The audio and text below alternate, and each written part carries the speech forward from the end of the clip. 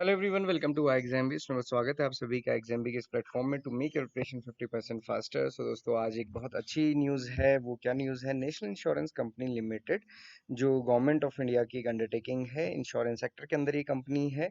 उसमें 266 पोजीशन आई है administrative officer post पे। तो ये ऑफिसर लेवल की बिगनिंग होती है इंश्योरेंस कंपनीज में। इसमें जर्नलिस्ट और स्पेशलिस्ट दोनों ही पोस्ट पे वैकेंसीज आई हैं। यहाँ पे स्केल 1 को एडमिनिस्ट्रेटिव ऑफिसर कहा जाता है, उसके बाद असिस्टेंट मैनेजर यहाँ पे बनते हैं। ओके, सो थोड़ा सा अगर हम आगे देखेंगे तो यहाँ पे online registration will start from 12th of June.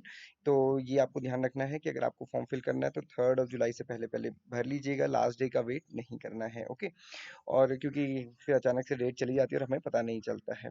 Phase 1 examination यहाँ पे पहले से दिया है 20 जुलाई, और फेज 2 एग्जामिनेशन बताया गया है 31st ऑफ अगस्त। तो आप देखेंगे आपके पास लगभग एक महीना ही बचता है प्रीलिम्स के लिए, और लगभग 2.5 महीने बचते हैं आपके पास मेंस एग्जामिनेशन के लिए। तो ये भी आपको ध्यान रखना है।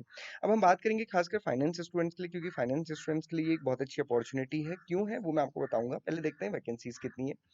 यहाँ पे आप फाइनेंस के लिए देखेंगे 20 वैकेंसीज हैं, जिसमें कैटेगरी वाइज बाइफरकेशन ये है। साथ ही साथ एक बैकलॉग की वैकेंसी भी यहाँ पे है।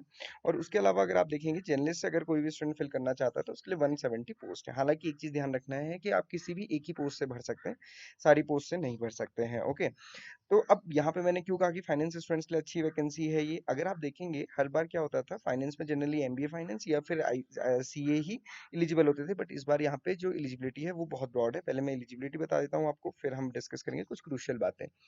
ये सी ए आई सी डब्ल्यू ए तो है ही, उसके साथ बी कॉम और एम कॉम भी है, और उसकी में 60% मार्क्स आपके होने चाहिए। तो मतलब बहुत सारे स्टूडेंट्स यहाँ पे एलिजिबल हैं, क्योंकि बी कॉम एम कॉम यहाँ पे दिया हुआ है। बी कॉम या एम कॉम दोनों ही चलेगा। ओके, तो ये एक बहुत अच्छी बात है। बहुत सारे स्टूडेंट्स इसमें एलिजिबल होंगे और ये सभी को मौका यहाँ पे मिलेगा। ओके, कुछ कंडीशंस यहाँ पे देख लीजिए। सर्विस कंडीशन उन्होंने बताया है कि इनिशियल पोस्टिंग 5 साल के लिए होगी, 10 साल तक भी हो सकती है। तो बीच में कोई ना कहे ट्रांसफर ट्रांसफर, इसलिए ये इन्होंने लिखा हुआ है। प्रोबेशन की अगर आप बात करेंगे तो प्रोबेशन 1 ईयर का है, उसमें भी लाइसेंशिएट एग्जामिनेशन पास करना है।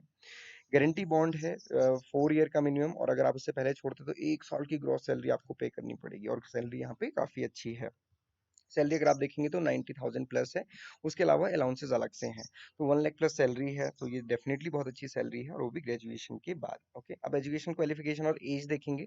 आपकी जो एजुकेशनल क्वालिफिकेशन है वो 1 मई के अकॉर्डिंग आपके पास होनी चाहिए। मतलब जो अपीयरिंग स्टूडेंट है जिनके भी डिग्री नहीं आई है वो फिर इसमें एलिजिबल नहीं होंगे। ओके, सो ये हमने एलिजिबिलिटी आपको बता दी। बाकी चीज के लिए आप देख सकते हैं जर्नलिस्ट में तो कोई भी स्टूडेंट एलिजिबल है। ओके, अब एज का क्राइटेरिया भी देखेंगे तो 21 से 30 ईयर के बीच में होना चाहिए, और यहाँ पे भी कट ऑफ डेट 1 मई 2025 ही है। अब एग्जामिनेशन पैटर्न की अगर हम बात करेंगे यहाँ पे, क्योंकि सबसे इंपॉर्टेंट तो वही है, एग्जामिनेशन जब क्लियर होगा तभी आप कुछ कर पाएंगे। हालांकि कुछ कुछ बातें ध्यान रखनी है। ऑनलाइन एग्जामिनेशन है, प्रीलिम्स है, मेंस है। मेंस में इंग्लिश डिस्क्रिप्टिव भी है, हालांकि वो क्वालिफाइंग होगा, और उसके बाद इंटरव्यू है। तो ये स्टेजेस हैं एग्जामिनेशन की, 3 स्टेजेस हैं। प्रीलिम्स में मल्टीपल चॉइस क्वेश्चन होंगे 100 मार्क्स के, और यहाँ पे sectional timing, sectional cut off रहने वाली है। सभी के लिए सेम है, किसी भी स्ट्रीम से आप देंगे तो इंग्लिश, रीजनिंग, क्वांट्स यहाँ पे रहेगा।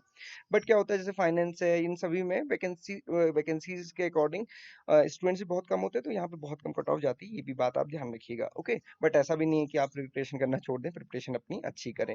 कट ऑफ एनालिसिस भी हम जब करेंगे तो आपको जरूर बताएंगे।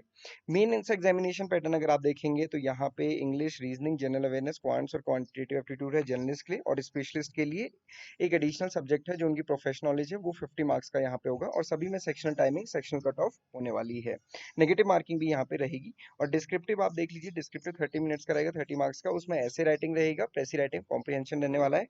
ये क्वालिफाइंग होता है, इसका टोटल फाइनल में मार्क्स ऐड नहीं होते हैं। ओके, इसके बाद इंटरव्यू होगा, और यही पूरी सिलेक्शन प्रोसेस रहने वाली है। तो जो फाइनेंस स्टूडेंट्स हैं, क्योंकि इस बार बीकॉम एमकॉम एलिजिबल है, तो बहुत सारे स्टूडेंट्स के लिए अपॉर्चुनिटी है, और डेफिनेटली बहुत एक अच्छी अपॉर्चुनिटी है। 1 लाख प्लस सैलरी है ना। वो भी आपको सिर्फ एक एग्जामिनेशन, मतलब एक ही एनआईसीएल का एग्जामिनेशन क्लियर करने पे मिलेगा, और बाकी करियर प्रोस्पेक्ट सभी कुछ यहाँ पे अच्छा होता है। ओके, सो दोस्तों ये ध्यान रखिएगा, सब चीज आपकी 1 मई के अकॉर्डिंग। बाकी ये फॉर्म फिलिंग के चार्जेस हैं। इसके प्रीवियस ईयर पेपर और मॉक टेस्ट आपको हमारी वेबसाइट पे मिल जाएंगे, आप वहाँ पे जाके विजिट कर सकते हैं, वहाँ पे देख सकते हैं। और इसके साथ साथ इसका कोर्स भी आपको हमारे पास मिल जाएगा। Exam is providing best course for legal, IT, finance and journalist. तो ये आप इसको अवेल भी कर सकते हैं। ओके, सो बाकी आप कमेंट बॉक्स में मुझे बताइएगा कि आप इसके लिए एलिजिबल हैं कि नहीं, और आपके क्या डाउट क्वेरीज इसमें हैं, जरूर बताइएगा, सो दैट कि हम उनको एड्रेस कर सके। This is all for today. Thank you for watching this video and have a great day ahead.